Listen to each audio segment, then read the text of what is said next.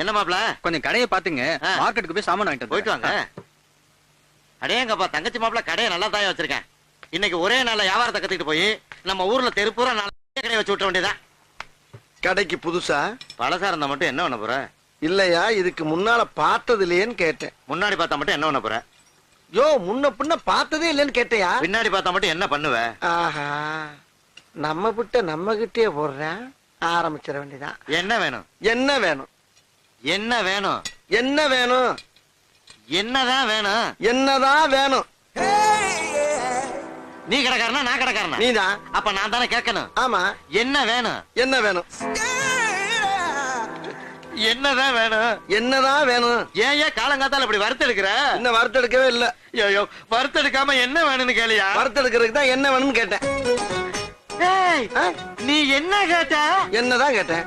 ஓ, நீ என்ன கேட்டியா? உன்னையாவே கேட்டான். ஏயா குழப்பற? நீ இந்த எண்ணெய் தானே கேட்ட? ஆமா. அப்புறம் என்ன முதல்ல சொல்ல வேண்டியா? வந்த உடனே ஏதோ இட விடமா பேசிட்டா அதுக்கு இப்படி ஐயா பம்படிக்கிறது? என்ன வேணும் சொல்லியா? எந்த எண்ணெயா வேணும்? கடலெண்ணெய். அப்படி சொல்ல வேண்டியதானே. இது நல்லெண்ணெயா? நீ முதல்ல கடலெண்ணெய் தானே கேட்ட? ஆமா. அப்புறம் என்ன? இல்ல நல்லெண்ணெயான்னு கேட்டேன்.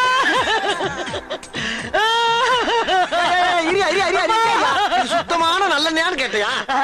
சுத்தமான. அப்படி கேட்டியா? சத்தியமா சுத்தமான நல்லெண்ணெய்ப்பா. அப்ப ஊத்து. இது கடலெண்ணெய் தானே? ஐயோ,